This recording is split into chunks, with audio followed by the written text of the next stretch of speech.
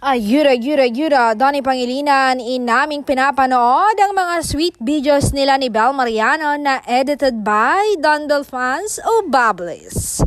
Pampatulog at pamparelax niya daw ito sa gabi. Nawawala daw ang pagod daw niya dahil dito.